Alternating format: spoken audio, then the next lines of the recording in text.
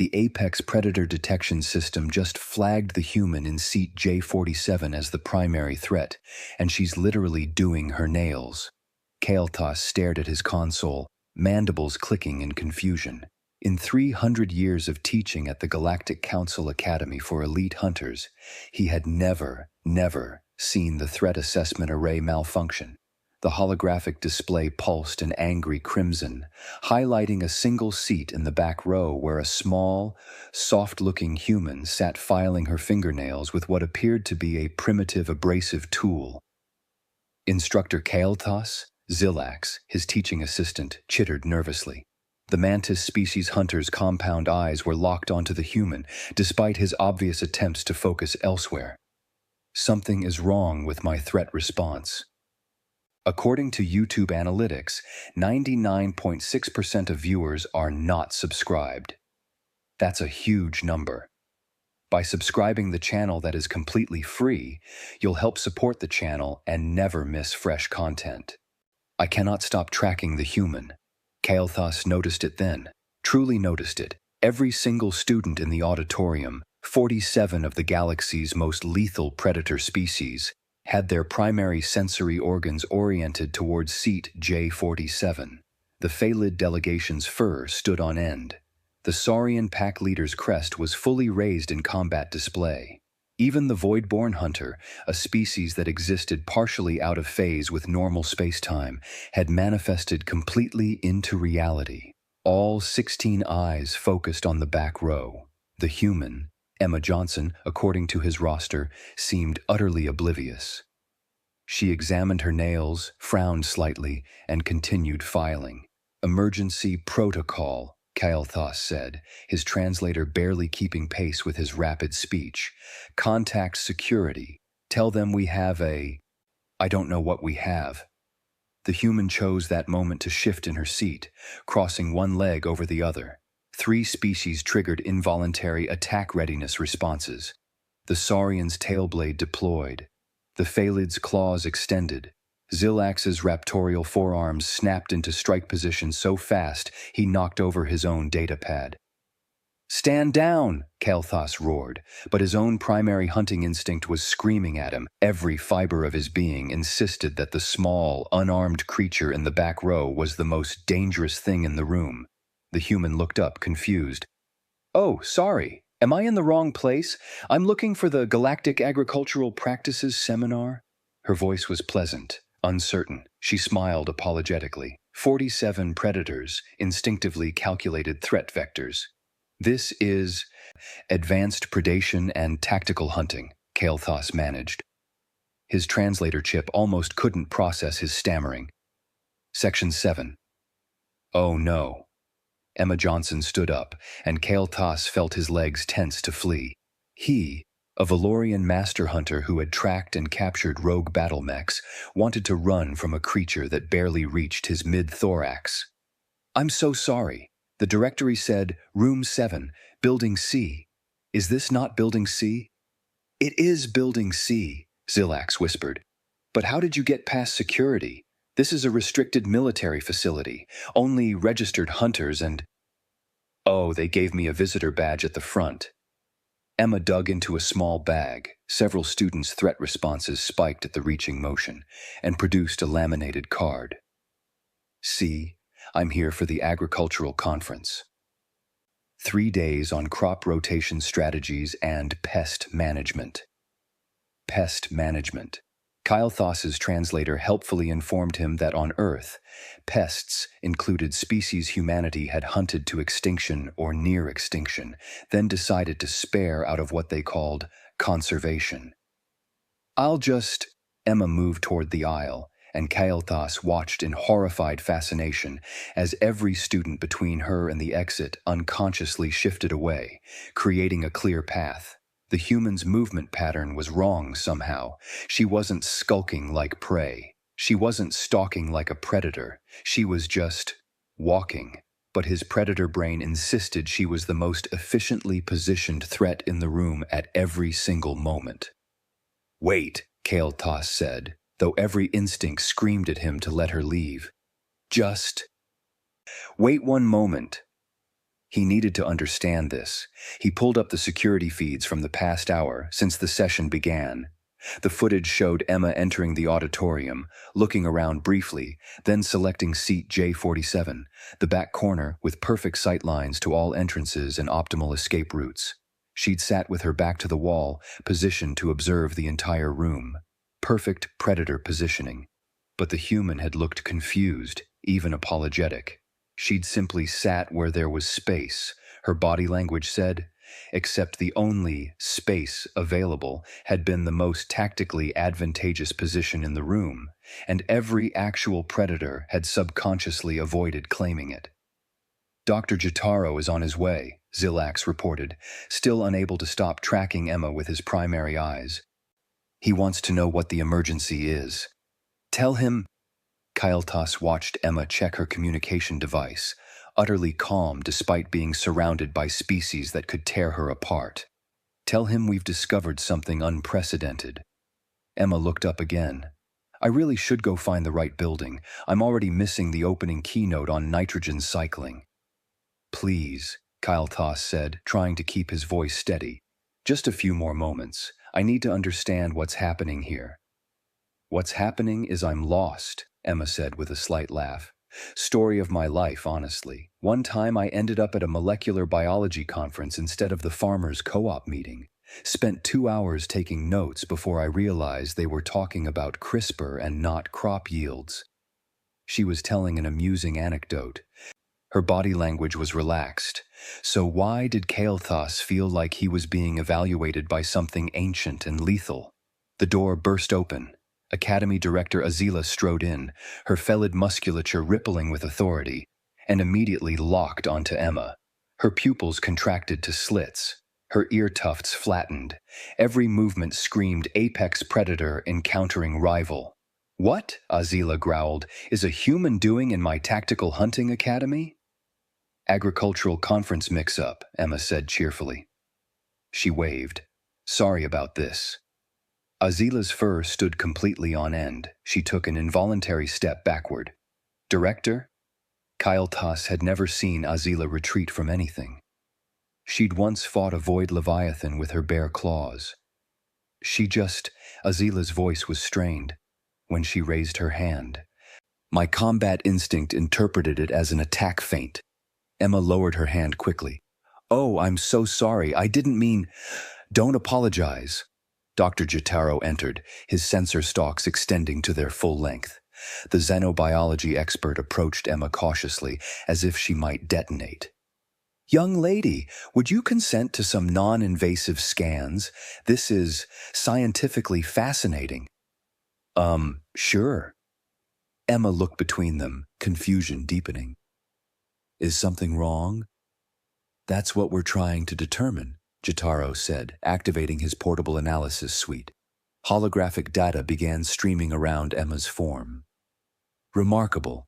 Director Azila, Instructor Kael'thas, look at her neural patterns. Kael'thas studied the readouts.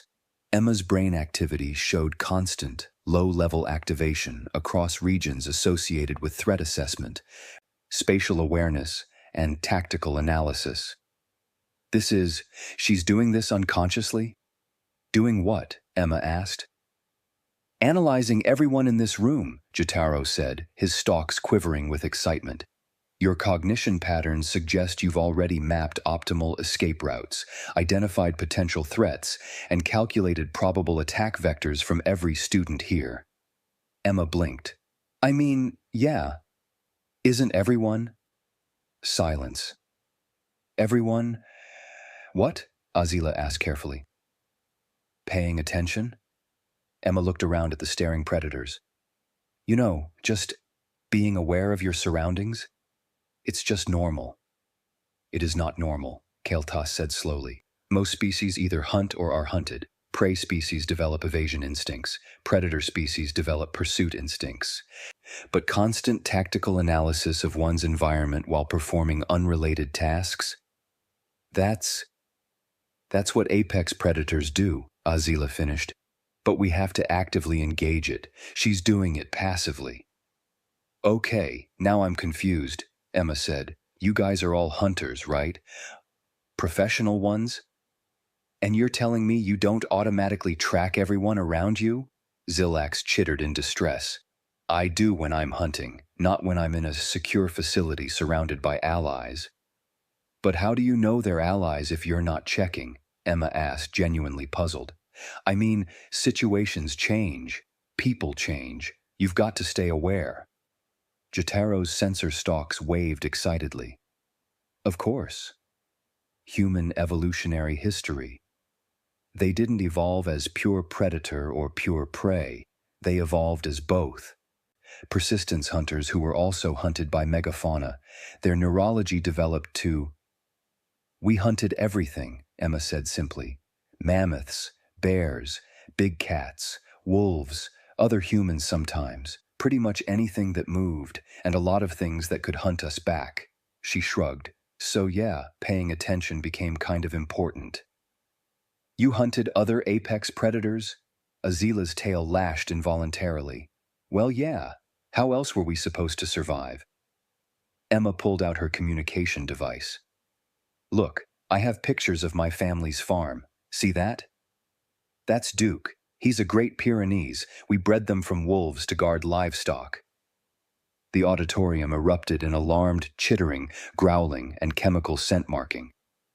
You domesticated apex predators? Kael'thas felt his worldview cracking. They're dogs, Emma said, smiling at the image. Best friends, super loyal. We've been doing it for like 30,000 years or something. They help us hunt other things now. You turned apex predators into hunting partners? Jotaro was making frantic notes. And pets, and rescue animals, and therapy animals. Emma scrolled through more pictures. This is Whiskers. She's a cat. We domesticated them too, from wild cats. They kill pests for us. This is Buttercup. She's a horse. We bred them for transportation and farm work, used to ride them into battle, actually. Every predator in the room was experiencing some form of existential crisis. Let me understand this, Azila said, her voice carefully controlled. Your species encountered other predators, and instead of fleeing or fighting, you made them your allies. Usually, Emma said. I mean, sometimes we did fight them. Hunted them to extinction occasionally, felt bad about that later, trying to fix it now with conservation. But yeah, mostly we figured out it was easier to work together. She laughed. We're persistence hunters. We don't have claws or venom or anything.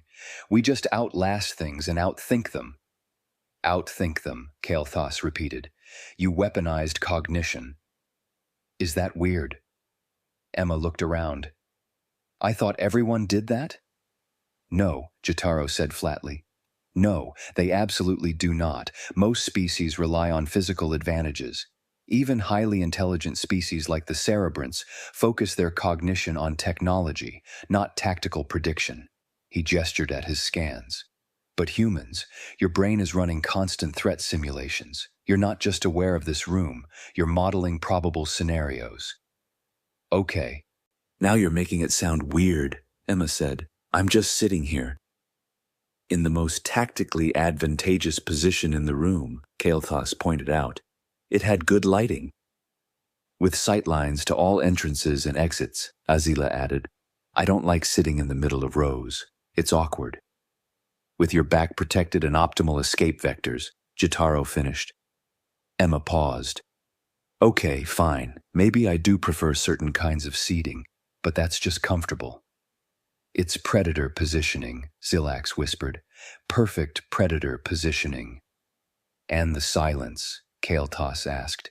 You sat completely still for 40 minutes before the session started. Perfect ambush, predator patience. I was doing my nails. Emma held up her hands.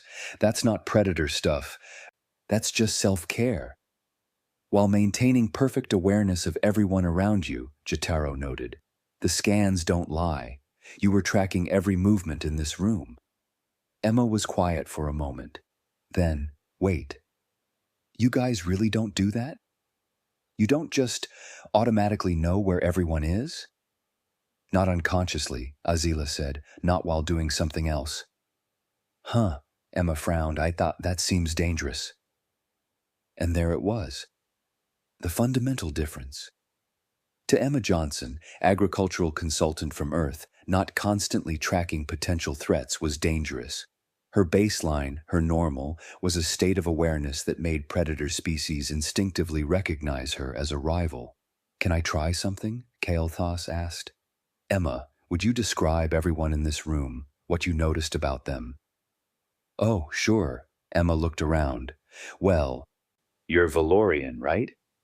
I noticed you favor your left leg slightly. Old injury. The mantis person by the door has a stress indicator in the way he holds his raptorial arms. The Felid lady. Sorry, what's your name?" "Director Azila," she said faintly. Director Azila has a scar on her left shoulder that suggests defensive wounding, and she positions herself to protect it. The Saurian in row 3 keeps checking the exit, probably has mild enclosed space discomfort.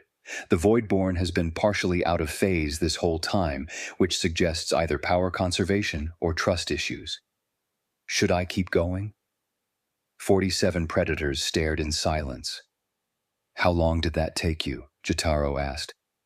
"Take me? I noticed all that when I walked in. It's just obvious." She assessed the entire room in seconds, Kael'thas said. Threat capability, vulnerabilities, psychological states, while looking for an empty seat. "This is terrifying," Zilak said. "This is just Tuesday for humans," Jotaro corrected. He turned to Emma. "Your species doesn't have enhanced senses. You can't smell fear like the Felids. You don't have compound eyes like the mantis clades. You can't sense electromagnetic fields or phase through reality.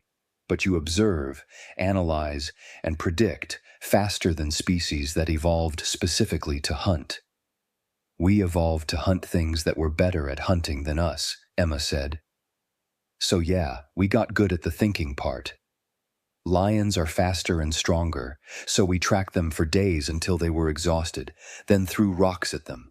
Mammoths were huge, so we worked in groups and used tactics. We couldn't beat anything in a straight fight, so we stopped fighting straight."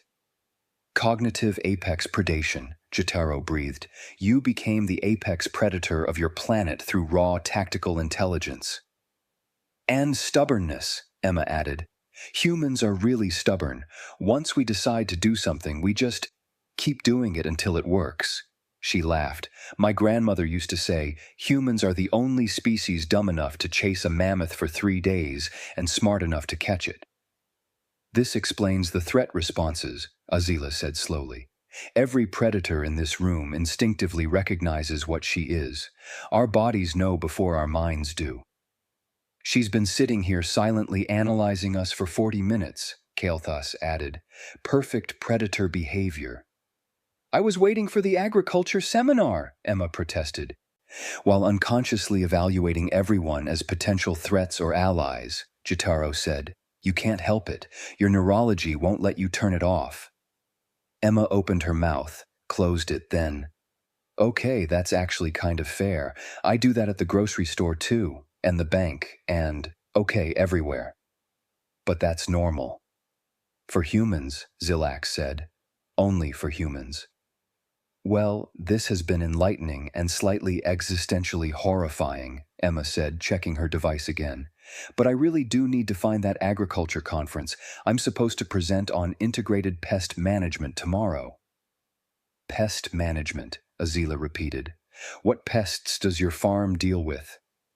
"Oh, the usual. Wolves, coyotes, bears, mountain lions occasionally.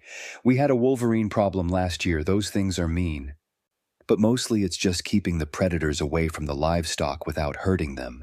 We use guard dogs, fencing, strategic lighting. Tried to work with a mama bear once to establish territory boundaries." Emma smiled. "She was pretty reasonable once we talked it out." Every predator in the room was having the same realization. This human child, she'd said she grew up on a farm, had casually managed multiple apex predators as routine childhood experience. "You negotiated with a bear," Kael'thas said. "I mean, we both wanted the same thing, safe territory for our families, just had to establish whose territory was whose." Emma shrugged. Communication solves most problems. You'd be surprised how many predators are pretty chill if you just talk to them. She domesticated them, Jotaro whispered, not just the wolves. She approaches every predator as something that can potentially be negotiated with. That's the really terrifying part, Azila said quietly. She doesn't see them as threats to flee or enemies to fight. She sees them as problems to solve. Because we outthink everything, Emma said. That's kind of our whole deal. We're not fast or strong or venomous, but we can figure stuff out. She grinned. Honestly, you guys should try it sometime. Talking to your problems instead of just hunting them works great. The silence that followed was profound. Finally, Kael'thas said, I've been teaching predation tactics for 300 years. I've trained 10,000 hunters from 1,000 worlds, and a human agricultural consultant just made me question everything I know about hunting. Happy to help? Emma offered uncertainly. The Galactic Council needs to hear about this, Azila said. We've been categorizing humans wrong. They're not prey species that learn tool use. They're not even conventional predators. They're something entirely different. Cognitive apex predators, Jotaro said, still frantically documenting. They evolved parallel hunting strategies, physical pursuit and mental prediction. Then they weaponize the mental aspect to compensate for physical limitations. And now they want to talk about crop rotation, Zilax added, a note of hysteria in his chitter.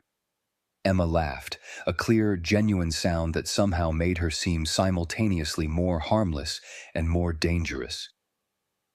Look, I appreciate the science talk, but I'm really just here for the agriculture conference. Can someone point me toward building... Let me check.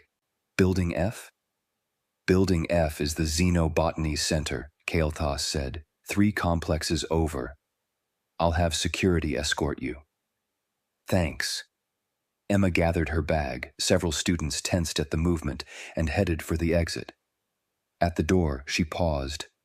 Hey, if you guys ever want to talk about predator management strategies, let me know.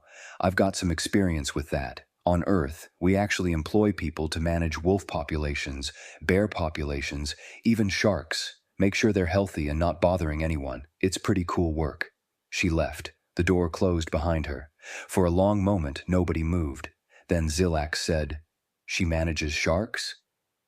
Apex predators, managing apex predators, Azila said faintly. They turned predator management into an employment sector. I need to completely restructure my curriculum, Kael'thas said. Everything I've taught about predation dynamics is incomplete. We never accounted for cognitive apex predation. The Council is going to have to restructure their entire threat assessment system, Azila added. Humans aren't dangerous because they're aggressive. They're dangerous because they're quietly competent at solving problems that include us. Jotaro was reviewing his scans. She was analyzing this room the entire time. Every statement, every movement, she was gathering data, and she didn't even realize she was doing it. That's what makes them apex, Kael'thas said. They don't need to consciously hunt. They're always hunting, always analyzing, always 3 steps ahead. He looked at his threat assessment console, still showing Emma's last known position in bright crimson. She sat in the back row silent. And every predator in this room tracked her first. Because silence is predator behavior, Azila said. Patience is predator behavior. Observation is predator behavior. We recognized what she was before we even consciously processed it. And she thinks it's normal, Zilax added. She has no idea how terrifying she is. That might be the most terrifying part, Jotaro said. Humans became cognitive apex predators, and to them it's just how you exist. Background processing. Tuesday. Kael'thas pulled up the Academy's security feeds, tracking Emma's progress toward Building F. She walked with that same casual efficiency, that same unconscious tactical awareness. Students and faculty parted around her instinctively, creating space, respecting the threat they couldn't quite name. We need to update the Galactic Threat Index, Azila said. Humans aren't Category 4 standard predators. They need their own category. What would we call it? Zilax asked. Jotaro pulled up a human database entry. According to Earth history, there's a term humans use for their own hunting method: persistence predation. But that doesn't capture the cognitive aspect. Cognitive persistence predation, Kalthas suggested. They don't just outlast their prey physically, they outlast them mentally. They observe, adapt, and solve. And they do it while discussing crop rotation, Azila said. She started laughing, a harsh, slightly unhinged sound. She's going to give a presentation on nitrogen cycling tomorrow while unconsciously threat assessing everyone in the room. And no one there will understand why they can't stop watching her. Should we warn them? Zilax asked. Warn them about what? Kalthas gestured helplessly. That a human agricultural consultant is the most efficient predator they'll ever encounter, that she'll be evaluating their weaknesses while explaining soil composition, that she's probably already mapped every exit and analyzed every potential threat in the xenobotany building. Yes, Zilax suggested. They won't believe it, Jotaro said. We barely believe it. And we have the scan data. On the security feed, Emma reached Building F. She checked the directory, found her conference room, and entered. Within 5 seconds of sitting down, back to the wall, perfect sight lines, optimal positioning, she pulled out her datapad and started reviewing notes on nitrogen cycling. The most dangerous predator in the complex was preparing to discuss agriculture. I'm implementing new protocols immediately, Azila announced. All faculty need briefing on human cognitive threat assessment capabilities. All security systems need recalibration to account for species that weaponized intelligence. And we need to establish contact with Earth's hunting academies. Do they have hunting academies? Zilax asked. They must, Azila said. You don't get that good at predation without training. Jotaro pulled up Earth data. They call them schools, general education facilities. They train their young in cognitive development, tactical thinking, and problem-solving as standard curriculum. They train all their young in predator cognition? Kalthas felt faint. Compulsory education, Jotaro read. Every human child receives training in analytical thinking, strategic planning, and situational awareness. They call it critical thinking skills. Their entire species is trained apex predators, Azila said, from childhood. And they think it's normal, Zilax added, mandibles clicking in distress. Because for them it is normal, Kalthas said. That's their baseline. Emma Johnson isn't exceptional among humans. She's average, maybe even below average. She's an agricultural consultant who got lost on her way to a farming conference. An agricultural consultant who tactically analyzed this entire facility in under an hour while looking for the right building, Azila corrected. Right, normal Tuesday for humanity. Kalthas closed his threat assessment console. I need to completely restructure my understanding of predation.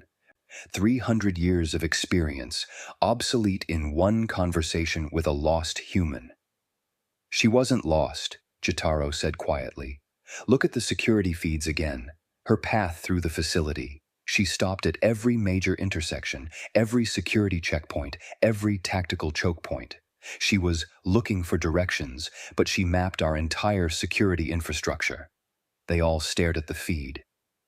She didn't realize she was doing it, Azila said. Did she? No, Jotaro confirmed. Her species just automatically gathers intelligence while performing mundane tasks. Threat assessment is background processing for them. I'm calling an emergency council session, Azila said. Every species needs to understand what humans actually are. Not prey that learn tools, not even conventional predators. There's something we never evolved to expect, predators that hunt by thinking. And persistence, Kalthas added. Don't forget persistence. She mentioned that. Humans don't give up. Cognitive persistence predators, Jotaro said, that outthink their prey, outlast their prey, and then convince their prey to become allies. He gestured at his data. She mentioned domestication like it was trivial, Her species turned wolves, pack-hunting apex predators, into companions, through patience and problem-solving. What happens when they decide to domesticate us? Zilax asked quietly. The room fell silent. They already are, Azila said finally. Look around. Humans are integrating into galactic society. They're at our conferences, in our academies, on our ships, and everywhere they go, they're analyzing, adapting, solving, making themselves indispensable. Not through conquest, Kael'thas said, through cooperation. The most efficient form of predation, Jotaro agreed. Why fight when you can befriend? Why destroy when you can domesticate? They learned that lesson with wolves 30,000 years ago. On the security feed, Emma raised her hand to ask a question about phosphate distribution in alkaline soils. 3 xenobotanists unconsciously tracked the movement, their predator instincts firing warnings they didn't understand. She's not even trying, Zilax whispered. She doesn't know what she's doing to them. She knows, Azila corrected. On some level, she has to know, but it's so normal to her, so fundamental that she doesn't think about it, like breathing. Terrifying, Kael'thas said. Fascinating, Jotaro countered. Both, Azila decided. Definitely both. 3 complexes over, Emma Johnson took detailed notes on crop rotation strategies, unconsciously tracked everyone in the room, and wondered why the felid xenobotanist in row 2 kept staring at her. She'd have to ask about that later. Maybe they just weren't used to humans at agriculture conferences. No big deal.